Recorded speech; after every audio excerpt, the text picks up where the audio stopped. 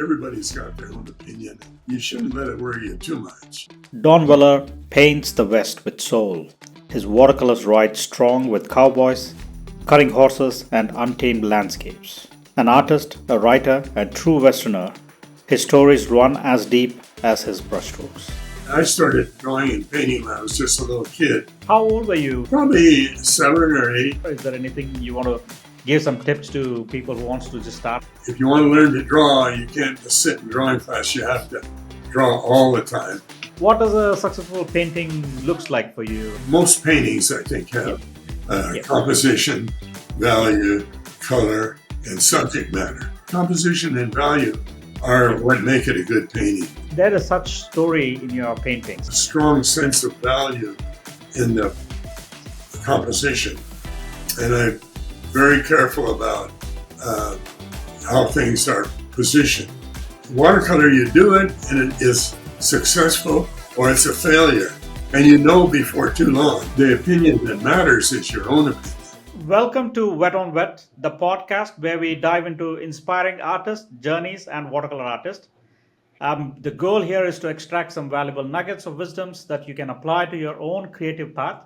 Today, we are thrilled to explore the world of Don Weller, a master of the medium whose unique perspective and dedication has shaped a truly remarkable career. A true master of medium whose work has captivated art lovers for decades. Welcome to Wet on Wet, the podcast. We are so thrilled to have Don today. Don. Well, I'm Don Weller, an old watercolorist.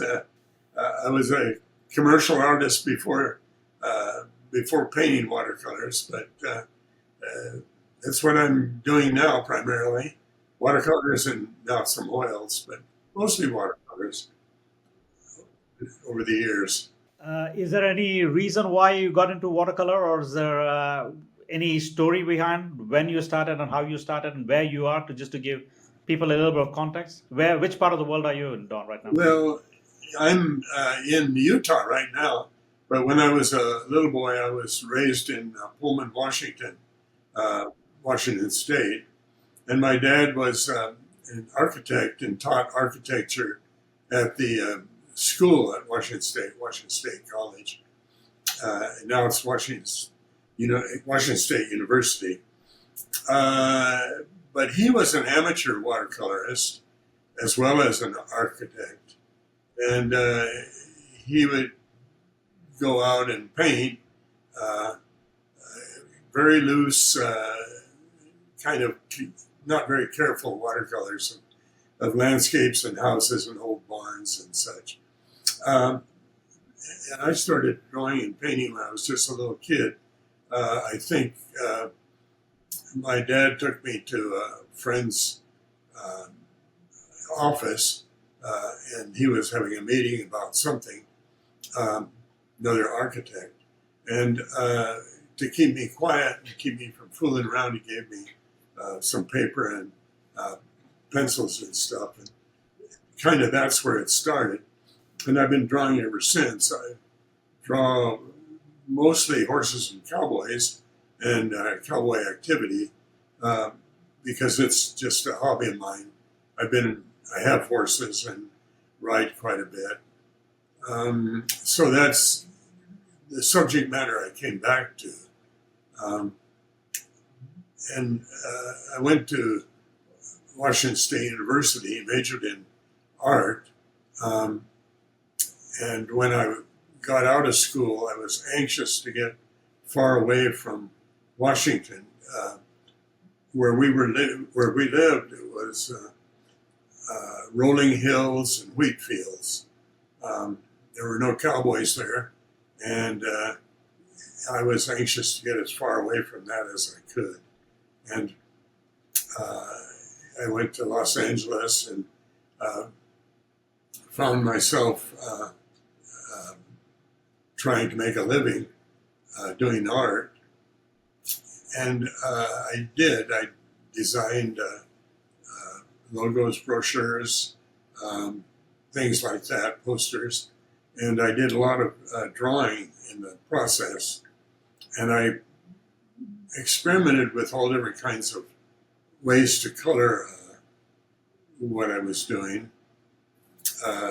Watercolor being one, but mostly a quicker medium was with dyes, and I would paint sometimes with dyes. Sometimes I'd color with plastic or layers of transparent plastic that would build up interesting colors. Sometimes I would do it in color pencil, just whatever was handy. And then after 25 years in Los Angeles doing these things, we moved to Utah and I started painting cowboys, and I was comfortable with watercolor, and the drawing was always the basis, and I was comfortable with drawing. So that's why I ended up in watercolor. I tried in the very beginning, I tried some oils, too slow, and watercolors better for my personality because I could do it and get it finished and then throw it away, or do it and get it finished and save it depending on the success. But I didn't have to wait like I do on an oil painting for a day or two or three for it to dry, and then I paint some more and finally find out it's not ever going to be good, and then I paint it out. Just to give a little bit of understanding, how old were you when your dad gave a little bit of pencil and a color? Do you remember how old were you? Probably 7 or 8, something like Wow. that. Okay. Yeah. So you've been painting ever since? Well, I've been drawing ever since. I had a drawing teacher in college that said, if you want to learn to draw, you can't just sit in drawing class. You have to draw all the time. And after that class, I was inspired to have a sketchbook, and I took it everywhere. And I drew in sketchbooks, a whole shelf or two of sketchbooks that are filled with notes and drawings and bad drawings and sketches wherever I've been for about 25, 30 years. Then I got painting watercolors, and I didn't feel the need to sketch anymore for some reason. But I drew all the time for a long time. Is that a practice you still do today, or No. you're comfortable? No, I abandoned it after about 25 years. Okay. But I've got a ton of sketchbooks and a ton of notes. And if I wonder what I used to do, I can look in there and see where we traveled, if we were in Japan or wherever I was, there were drawings of that.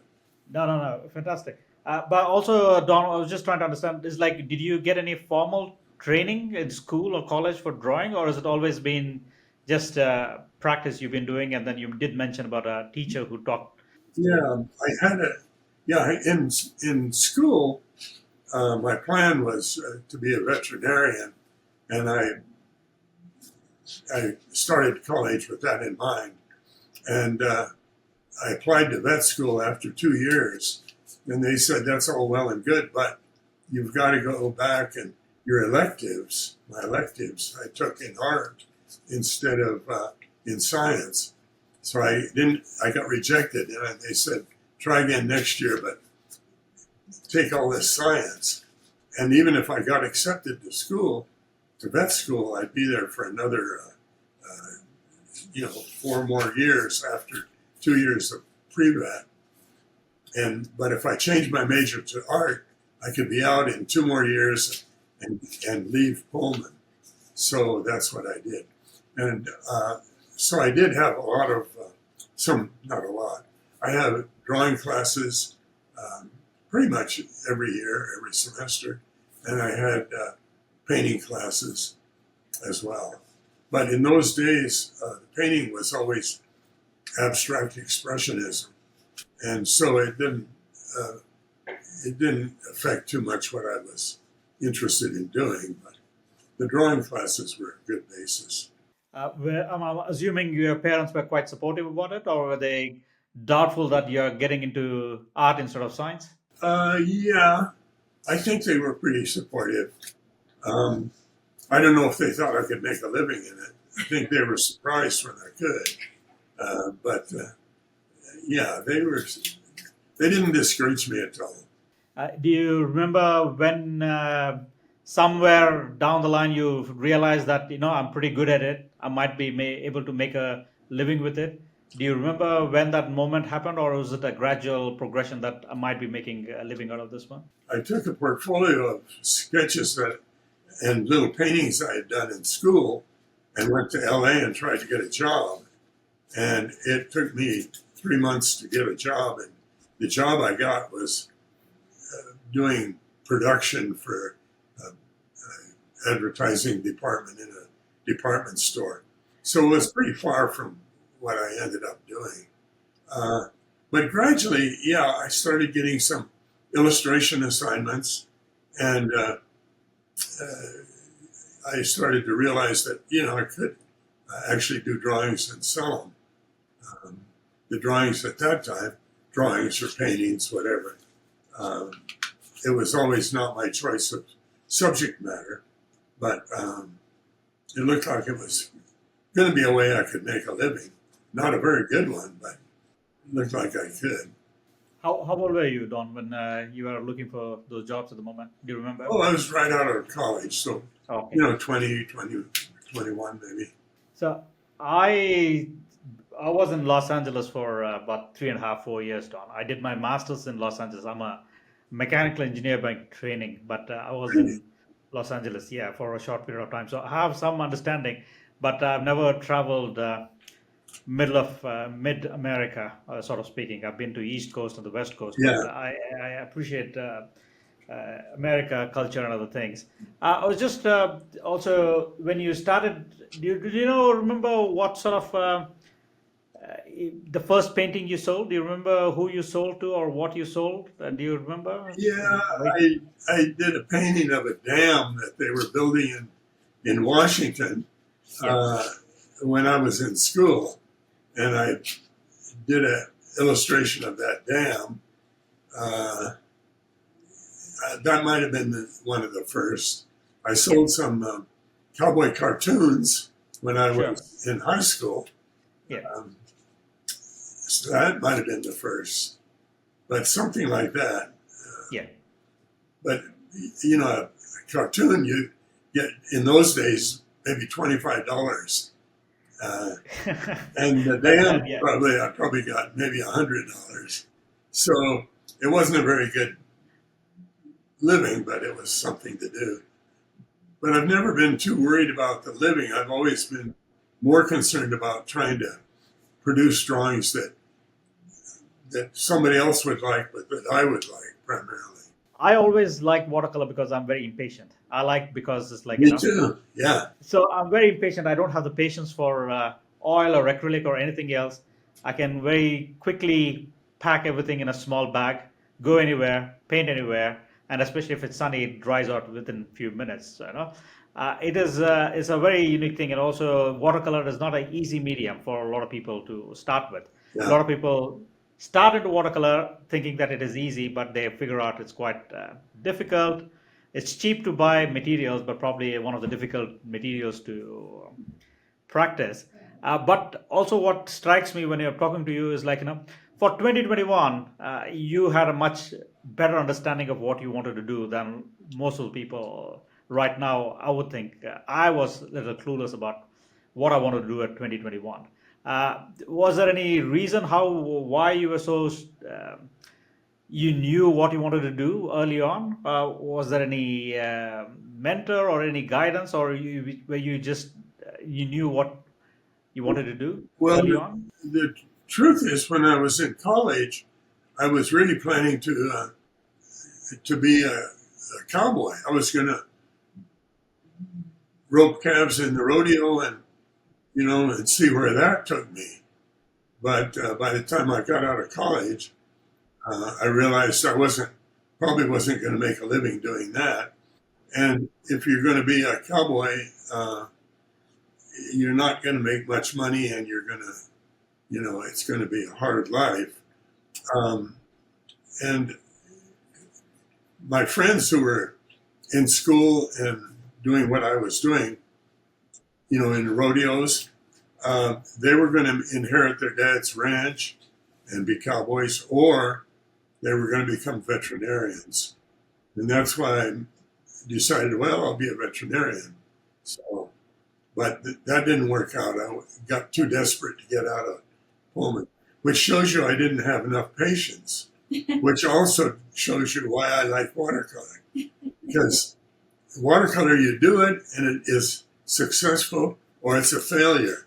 And you know before too long. And I think it fits the personality of. I can relate to you more now, knowing just to talk to you for 15 minutes. I am just, I don't know how much you know about UK. I'm just outside Cambridge in a place called Newmarket. Newmarket is one of the biggest exporter of thoroughbred horses. So this is a huge horse industry over here. There's more horses. I think there's about more than 80 or 90 stables here and stud farms and other things. They export horses all the way from here to Dubai, Singapore, Hong Kong. This is a big, big business over here. So it's very interesting. In the morning, there is a horse traffic jam. So you got to wait for horses to cross fields. It's a beautiful place. Probably you will like just being around in this area. Uh, we can turn to different topics, right? So I was just trying to understand as like, as a beginner who wants to get into watercolor. So is there any mistakes you've done over and over again? Now you wish you could have started slightly better. Is there anything you want to give some tips to people who wants to just start into anatomy? Especially your paintings are fantastic for human anatomy. I'm not just talking about horses, but the cattle, the bison. There is such story in your paintings. How do you think about a painting in terms of composition? Anything you can talk about how you start a painting? A lot of times the paintings are kind of in some way based on adventures I've had. You know, cowboys I know, or things that we were doing with cattle, or whatever. A lot of the paintings, they're not normally not self-portraits or anything, but they're pictures of, you know, actual people, friends, and actual horses. And I may have sketches or photographs that I've taken that start me out.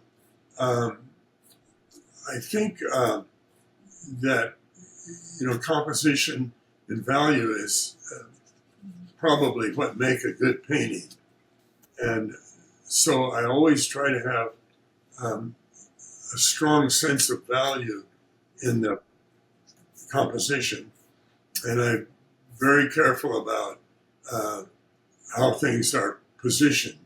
And in the process of painting, I like some sharp edges and I like some soft edges. And I like maybe one color comes into another color and it doesn't, you know, it may just blend in. It doesn't have to show everything. And that's in composition. I draw pretty much the whole thing. At least I did when I was doing only watercolor. The drawing is pretty complete, but the wash might come into a shirt and go out into the sky, and you know, I would erase the pencil lines as I would go if I needed. I like the artwork to look like a human did it. I like to leave tracks, leave marks that you can see. If there's some drawing that shows in the watercolor, I don't mind it. Sometimes I try to get it off, but I don't. If it's under a wash and it won't leave, I don't mind it. And I like strokes where you can see the brush stroke. And I like, you know, sometimes, maybe too much sometimes, scumbled, you know, dry brush across a textured paper. And I like to turn the paper upside down and make a color go this way and then add different color and keep turning it. And I exaggerate the, you know, if a white horse is walking across the rocks or sand or something, I get real frisky about letting that horse carry a lot of reflected color in his belly or whatever. I start with an idea, but then I let the painting tell me what to do as I get going. So that there may be elements that you know that particular horse is a bay horse or a sorrel horse or a white horse. But there may be a lot of other colors in that horse. Same with a person's face or whatever. It seems like once I get started, then whatever color I put down kind of tells me what color should be next to it. And the composition, the value part of composition is if I want some part to be most important, I make the contrasts more stronger there. And just one other note on that is because I did illustration in LA for so long that, and I hate to see my painting reproduced and look weak or listless or whatever. So I tend to use quite a bit of color and a lot of contrast. And I know a lot of watercolorists, or some watercolorists, are purists, and they don't use real black. They build up until it's so dark it might be almost black. But I bravely go ahead and use black if I feel like it, because I think, well, because of the background of working with stuff that's going to get printed, I want that punch when I need it. So I don't mind real solid black. Although the watercolors, I was enough of a traditionalist that I like the white paper to be the white. No, I don't want to paint white in there unless I had to. I understand. So while we're talking about painting, maybe we can get into some sort of details. Is there a preferred paper you use? What sort of paper do you use? No, just whatever's handy. But I get arches, Arches. Cold press usually. Not the rough. Sorry, is it Not the real rough one, and not Yeah. hot press where it's smooth. Yeah. I like the one where it's textured, but not too Yeah. much. So I think all my watercolors are 99% of them are on arches. Yeah. That. And what sort of pigments do you use? Is there a particular brand you use, or you have a mix of? No, I know people get loyalties to different brands, but Yeah. I don't. I don't. And as my eyes get worse and worse, I like a tube of paint that shows me the color, so I don't have to try to read some little tiny type that says, burnt sienna or something. And then also, is there a particular size you are fixated to, or you use a standard size most of your paintings, or Oh, the you paper? change on the paper size itself? Because I was an illustrator for so long, Yeah. I tend to paint it and not worry about the edges. Okay. That is to say, a lot of times, I have an idea, I want it in a certain, kind of how I want it. Yeah. But as I go, I paint beyond where I might crop it. And then ultimately, I really decide the cropping after it's all done. Yep. So if you look in the drawers upstairs of paintings that are hanging around, that haven't been sold, you'll see that their white edge is around it doesn't paint out to the edge of the paper. Yep. So I don't commit to the size and shape. Okay. That's one difference between if I do oil painting or watercolor. The oil painting, the stretcher bars are certain standard lengths.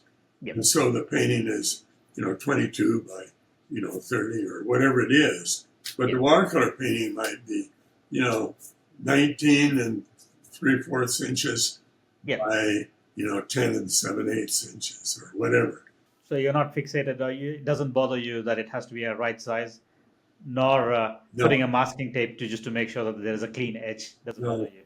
no, So is there a go-to set of brush? Do you prefer flat brush, round brush, mops? Is there any no. thing? I have all kinds, Okay. all kinds. I even have some Japanese brushes. They come to Yep. a real sharp point, Yep. they're fat, you know. Yep. Uh, The calligraphy brush. Yeah. and you know, I have certain brushes that I use for a scumble or whatever. But I like if I like to use as big a brush as I can Yep. for what Yep. I'm trying to do. So Mhm. obviously, I got to have little tiny brushes, and then I have big fat ones. Yep. If I have a big wash or a big area, Yep. I try to find the brush that can make it look like it's done in one stroke, even though Yep. sometimes I have ways of cheating it so it looks Yep. like that, but it isn't. No, but also, you said as a composition of the value. Is there any advice you want to give people how to approach composition and value, especially when I look at your paintings?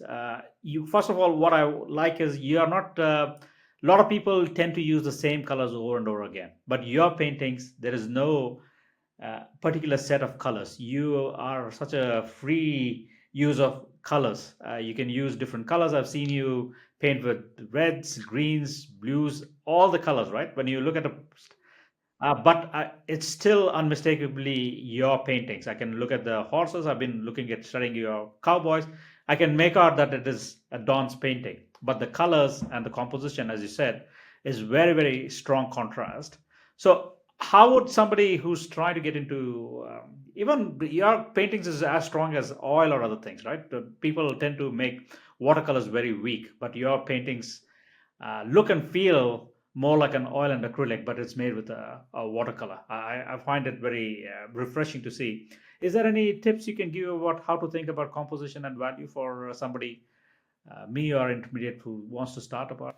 Well, I think I really don't have any advice for anybody, but persistence is my best advice. Okay. But I think the personality of impatience uh, helps because I do see. Um, I taught some classes from time to time, not watercolor classes, but illustration classes, and there's a if you approach watercolor too timidly, Yeah. that's what you get is a kind of a tentative looking thing. Does that make sense? And Oh, absolutely. Yeah. if Yeah. you approach it like a Yeah. like an illustrator or like a I don't know, if you know that you're going to probably ruin it and it's probably going to be a waste of time and you're probably going to have to apologize when you're done to the paper and the wasted paint Yeah. the paint that you wasted. um, you, you go in kind of bravely, I think. Yeah.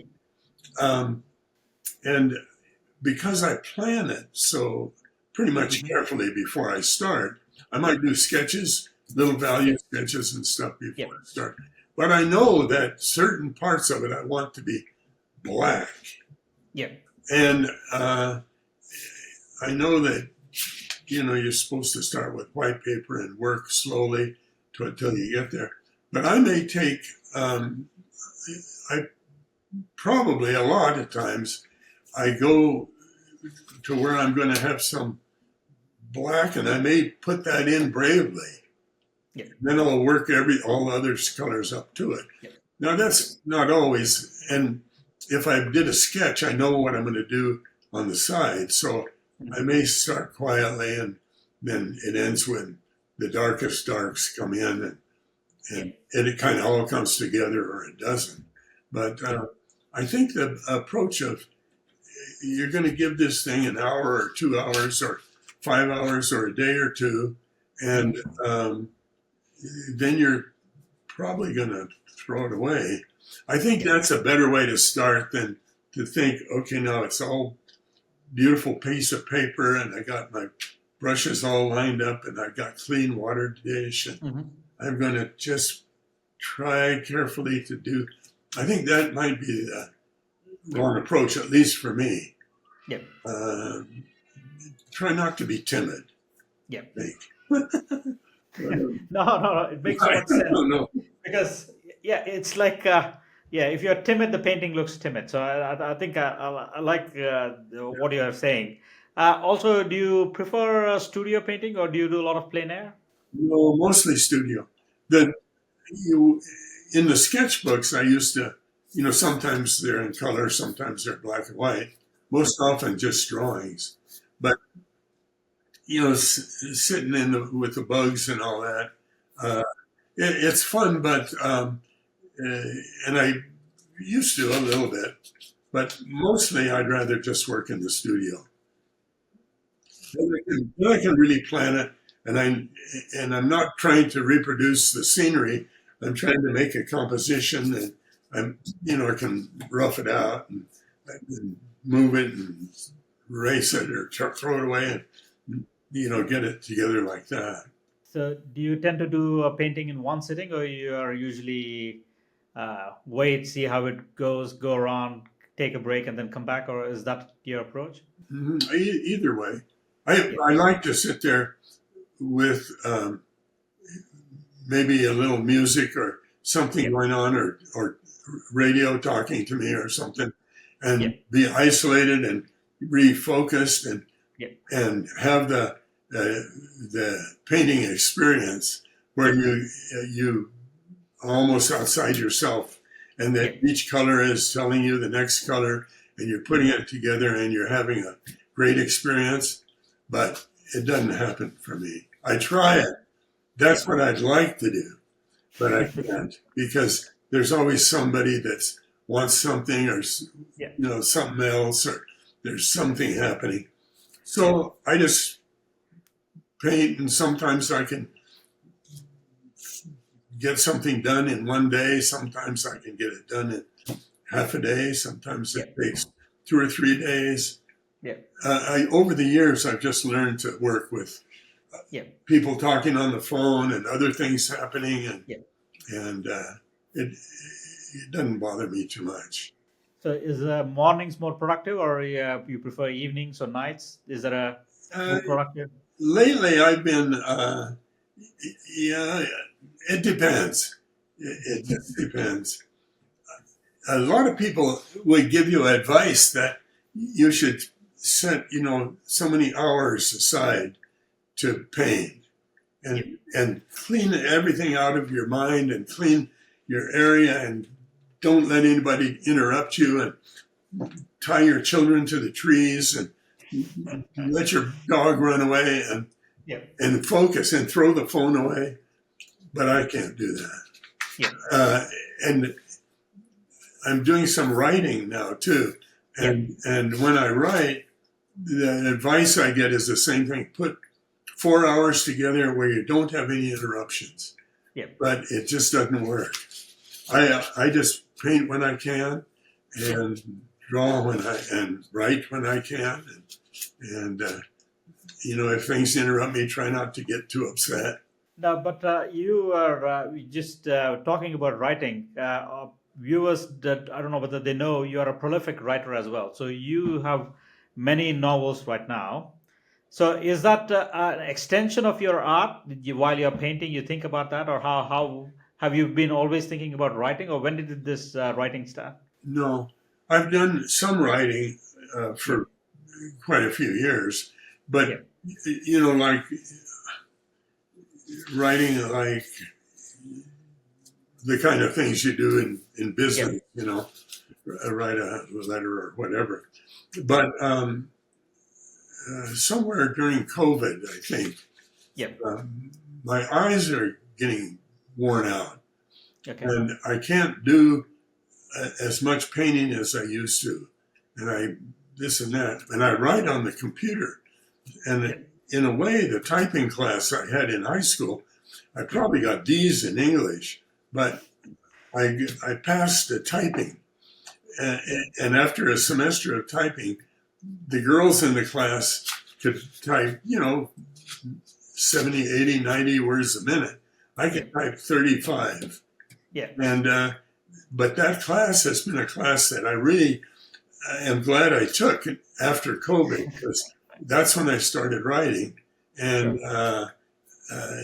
being able to type has really been good for me. So, is your time split between these days writing? Is there any projects going on right now at the moment? You're working on any book? Yeah. Oh, yeah.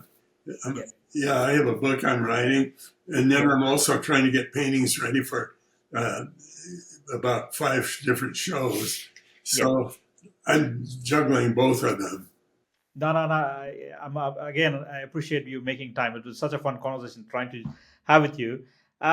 Is there frustrations when you get frustrated? Is there any way you just shake it off? When what you call a writer's block or an artist's block? Do you have them, or is it something you've done so much that it doesn't bother you anymore? I think I've done it so much it doesn't bother me. The Yeah. the computer bothers me, Yeah. because I if I'm trying to write and I have to enlarge the type so I can see what Yeah. I'm Yeah. writing, I Yeah. can't have it at 12-point type on the computer. I've got to have Yeah. it like 24-point type, and I can type and Yeah. see it go. And then something happens, and I get mad at the computer. But that's about it. Other than that, I'm pretty. If I get mad at a painting, I put it Yeah. aside, Yeah. and if it's hopeless, I throw it away. If it Yeah. isn't hopeless, I Yeah. tuck it away where it isn't looking at me, and then I'll look at it in a day or two. Yeah, but you understand that it's a process. Sometimes it comes good, sometimes it doesn't come out good. Yeah, I That's think right. that's the distinction. What people expect that all the painting comes out fantastic. It's not. So it's like It's really there are not. good. Yeah, Yeah, and there's that's true of oil paintings or yeah, watercolors. yeah, They're so different when you're doing them. An oil painting, you paint it, and you've got to kind of let it dry a little bit, and then you yeah, can do some more stuff with it, and it kind of sits there and bothers you over a period of few days, maybe not. Maybe it all kind of comes together, but not usually. It yeah, sits there and bothers me, and then I put it over there, and then it still bothers me, and then I'm doing other stuff, and I look at it, and it's still over there bothering me, hmm, and then I take it and do something, and it gets better, and I start realizing I can save this thing, and yeah, then sometimes I waste some time doing that, and it's just as bad as it ever was. That yeah, sits over there and bothers me. But watercolor, when I get done, it says I'm finished, yeah, and then I look at it and say you are finished, yeah, and then I look at it and I say I know that any more stuff it's just going to get overworked, or yeah, it's going to lose the freshness, yeah, and it sits there and it says, what do you think? And then I say, well, I think you're I think you're going to go somewhere, or uh, I think you go in the drawer for a while, or I yeah. sit there and look at it and say, throw it away. So- But it decides. I mean, it Yes. doesn't sit there and annoy you for weeks. When it's done, it's done. But there is some beauty with watercolor. It has its constraints. You have to work within that constraint, right? So you Yeah, can't overdo it. And then when it's done, it's done. Either you like it or you know that you have to start again or do something about it, right? But you can't go back like oil or acrylic. You can still correct it, yeah. amend it. It's an endless process. People constantly ask, when do you stop a painting? I don't think that question applies to watercolor artists. Watercolor artists know when Yeah, it's done, it's that's done. right. Either either you start or you don't start. Now, there is Right? one thing for advice Yeah. is, suppose you get it finished and it's you're satisfied with everything, except you realize there's too much busyness going on, or there's Yeah. something. You can always, nobody's looking, Yeah. nobody's listening to us, just you and me, right? Yeah. You can always mix some white gouache in it and Yeah. make mix some color, and put in a Yeah. flat area where Yeah. there's no texture, and so your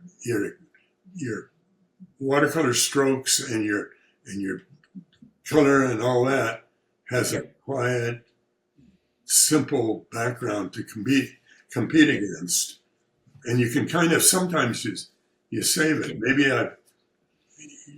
no one's looking, right? Just you and me. I might paint. Not usually. Usually I know what I'm doing, but sometimes I paint and I realize that I shouldn't have put that guy back there or that tree. And if that were, or I tried to do some snazzy clouds. And now the clouds are competing with all the busyness in the grass. If I just made this all one flat color, I think the purists might not like that. But I do that sometimes. Actually, quite a bit. Sometimes I plan in the beginning. I'm going to have a lot of texture going on here, a lot of busy stuff. So I'm going to want a real quiet sky or a real quiet something or other. No, but your paintings are fantastic. But also, your paintings, they are so good is also because your anatomy is so strong. Especially the human characters, the horses. There is the truth in that one, right? So you can't bullshit your way to doing good painting without strong drawing and other things. So I feel it's like, you are one of the few artists who not only has strong contrast, but also fantastically strong the drawing skill has to match the painting itself. Yes. And one thing about watercolor is that, to get your drawing accurate, as accurate as you can, you may draw it and then you draw it again a little tighter and you go it gets a little better and better, but you have all these other strokes. Sometimes I might do all that fussing around and see how it looks with the arm up here, how much, maybe I want it here, how much gesture do I want? I might figure all that out first. And so the final drawing, I, can fold it and hold it right. And, you know what I mean? I've worked all the wiggly stuff out before I put it on the watercolor paper. So I try to get it when I put it on the paper, as simple as I can. And I may have another sketch over here where I've fooled with the values and the, whatever else is going to go on. But on the paper, it's just the clean edges and whatever.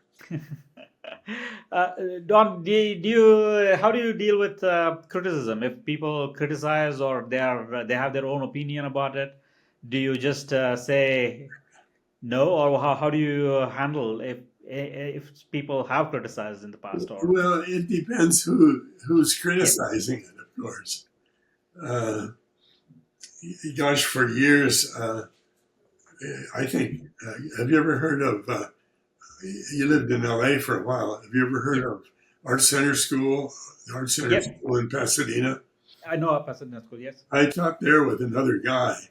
We taught an illustration class, and it was a class for advanced students just before they graduate.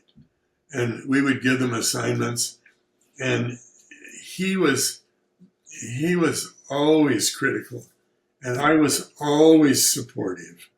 And he was a art director at the National Football League in LA, National Football League Properties.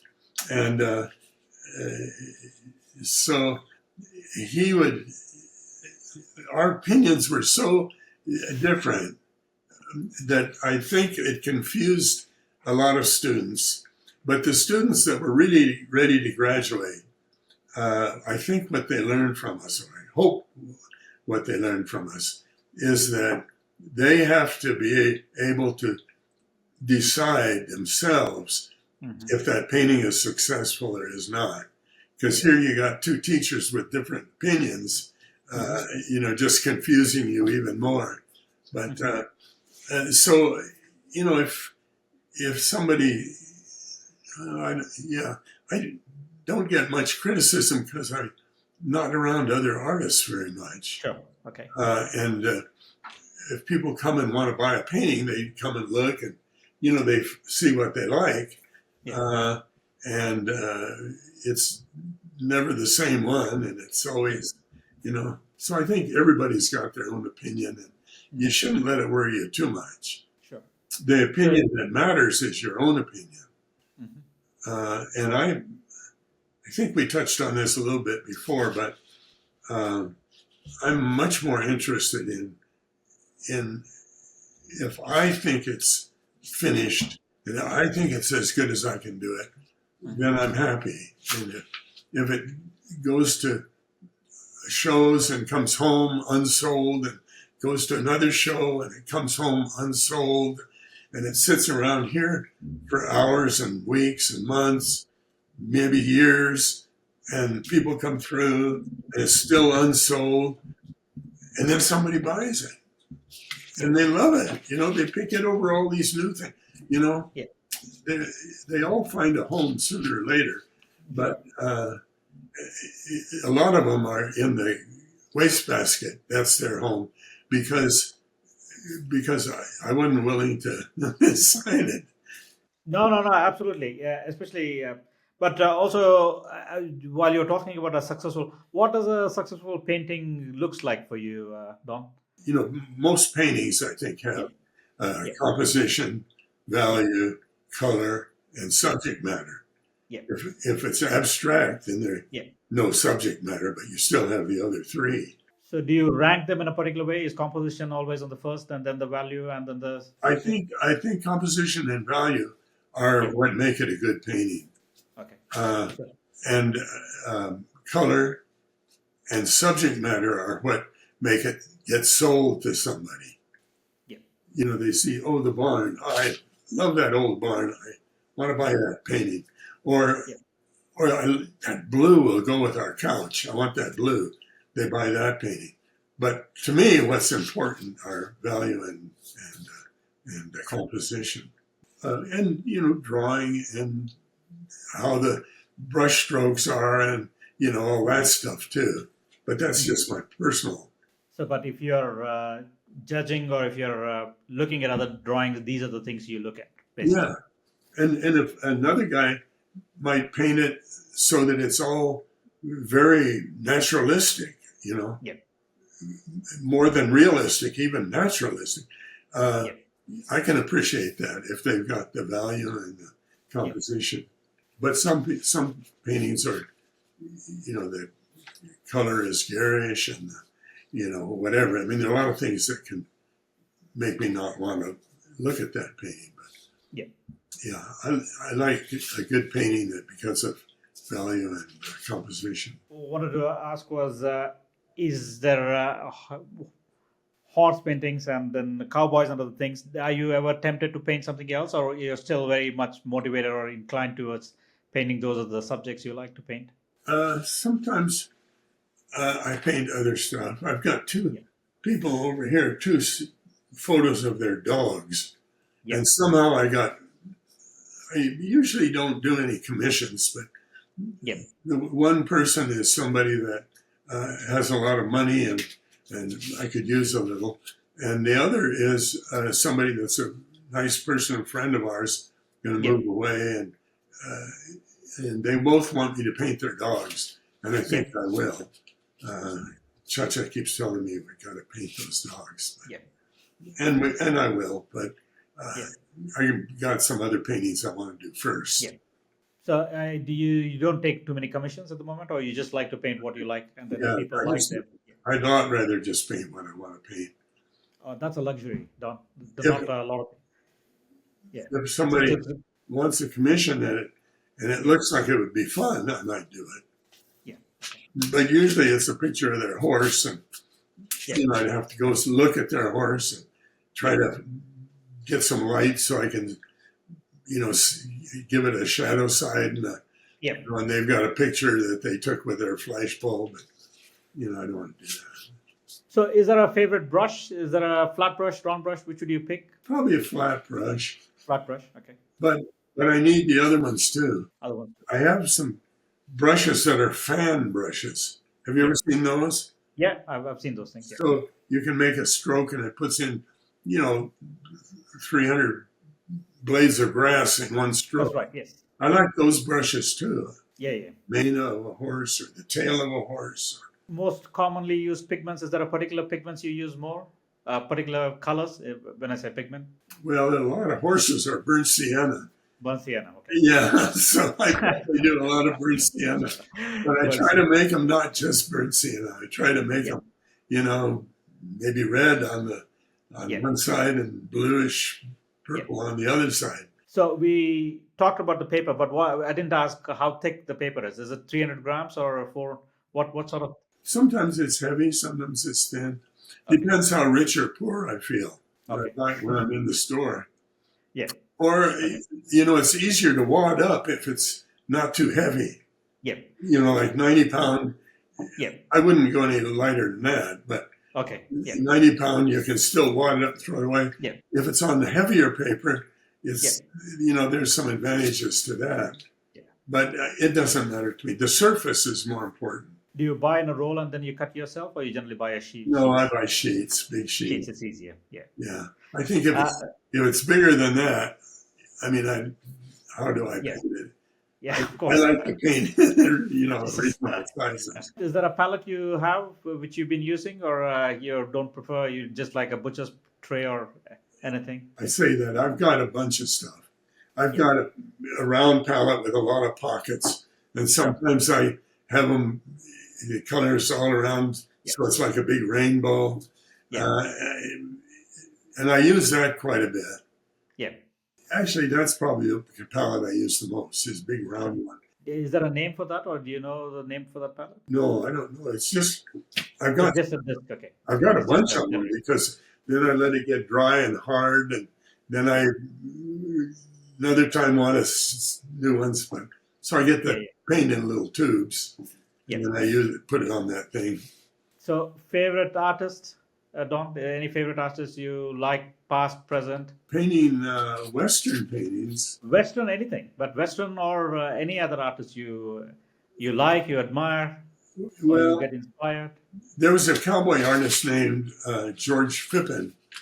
Phippen, okay, I haven't heard yet. No, he's dead long ago, but he used to paint cowboys when I was just a kid. Okay. And his paintings were they're just wonderful. They were oil paintings, but they were great. The first watercolorist I got interested in was because of my dad was an architect. There was a guy named Ted Kotsky. Ted Kotsky, okay. Have you seen his stuff? No. I will dig up. I'm making some notes and I'll have a look. Well, Ted Kotsky painted mostly, I think, buildings and things. Yeah. But he had a million tricks, and he had a book. My dad had it, how to paint watercolor, and I think it's mostly aimed at. In those days, the architect would do the plans, and then he'd have to do a watercolor of what the house is going to look like to show the client. This is in the the 50s and 40s and 30s. Yeah. And Ted Kotsky had a million tricks. And I once remember a painting that he did in that book of, I think, a big rock in Yosemite National Park. And he had done this sheet of rock with a dry brush that looked like one stroke looked like the rock was gleaming under the sun, and it just had a fresh sprinkle of water on it. I mean, it was amazing what he could do with little tricks. Yeah. And I think that influenced me a little bit in the very early stages. Now, I don't have his book, and Do you remember what the book was called? Painting with watercolor or something. I don't. Do you know some names of who you like at the moment? No, I could find them for you though. Okay. I just got invited to a gallery in south of San Francisco, Sure. and I just got there. They just had an opening, and they had a catalog of their artists, and they have a wide variety of artists, but they had several watercolors. just did beautiful things Yeah, sure. with cityscapes and stuff Yeah, like that. yeah, Uh, and sometimes I'll see a watercolor magazine, yeah. um, and there are some terrific watercolors. Yeah, it's a very popular medium. From the last few years, it's trending. More and more people are picking up watercolors these days. I think it's also because of the social media that people are exposed to looking at different colors. Uh-huh. And then it's just like me. I got introduced to your painting through social media. So it's like, I was looking for some horse painting, and then you came up. Uh, and that's how I've been watching your paintings. Is there any if you could go back 20 years, is there something you would like to do, or is there anything you have learned right now which you could have done in 20 years ago or 30 years ago? I wish I had the same eyes that I had Oh, 20 years ago. That would be great. yeah, But other than that, I'm pretty happy. yeah, I've spent most of my life doing uh, pretty much what I wanted to do, sure, not working 9 to 5. yeah, Never had to go to an office. yeah, I mean, not never. In LA, I had to go to an office now and then. But doing pretty much what I wanted to do. But I don't work 8 to 5. I work probably, yeah, from 7 in the morning till, go to bed at night. yeah, And it's always been like that. I've had yeah. a lot more, spend a lot more time working than most people. We are coming close to the time, Don. I want to be appreciative of your time.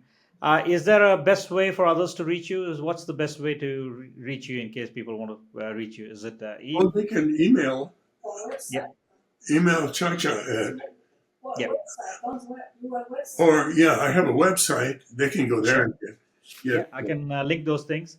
yeah. And is there any exhibitions or books or workshops you want to talk about so that people can look into it? We have a book. I have a book that's a memoir Sure. called Tracks. Have you seen that? Yeah, I've just seen that one. I haven't read that one yet. Uh, we can sell it.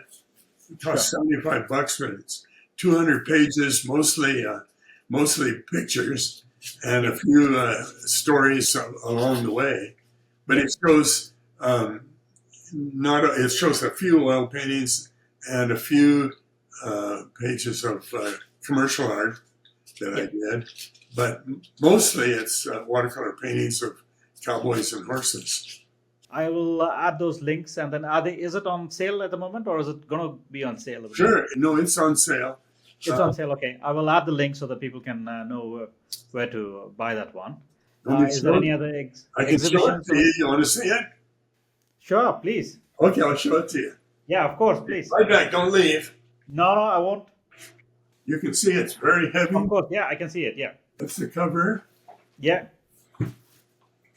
That's the back cover. yeah. Do you want to just lift the book a little bit? Yeah, thank you.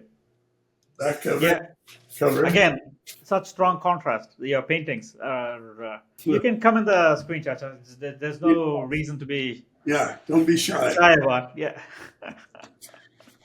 It's got tons of yeah, Gotcha, hold it. Oh, I yeah. gotta go up here. Yeah. What I can do, Don, is to add some of the images. There is some preview images on that one. Looks like a really nice book. I will. Yeah, but watch this. You're gonna get some surprises in here. Sure. Hang on. Yeah. Okay. I'm watching. Now here's sketches from sketchbooks. Okay. Is that the sketchbook where you talked about early on when you Yeah. started? Yeah, Okay. there's sketches from sketchbooks.